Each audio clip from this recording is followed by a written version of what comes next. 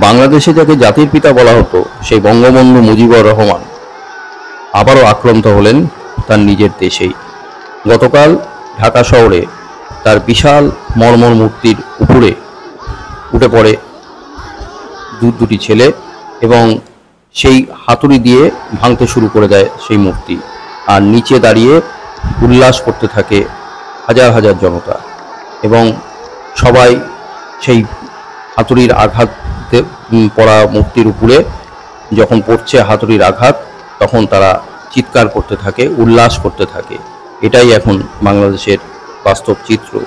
শুধু বঙ্গবন্ধুর মূর্তি শুধু ভাঙা হয়নি, সেই সঙ্গে বঙ্গবন্ধুর ৩২ নম্বর ধানমন্ডির বাসভবনেও ধরিয়ে দেওয়া হয়েছে আগুন।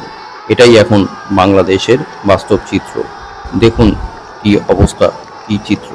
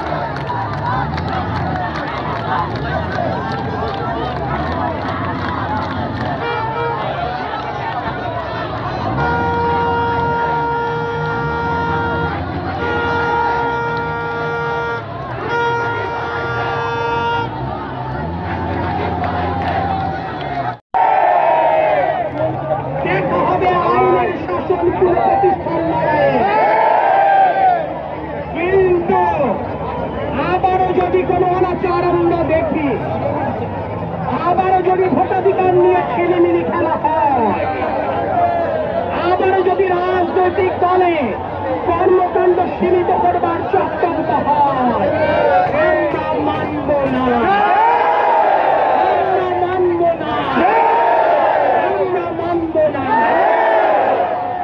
প্রিয় সাথী সহযোগিতাবৃন্দ, আপনারা প্রতিরোধ উপেক্ষা করে কারফিউ ভঙ্গ করে আমার যে সহযোগিতারা প্রতিদিন রাজপথে আলিঙ্গন হয়েছে, এক ক্ষুদ্র রাজনৈতিক কর্মী হিসেবে আপনাদের প্রতি আমার কৃতজ্ঞতা প্রকাশের কোনো ভাষা নেই।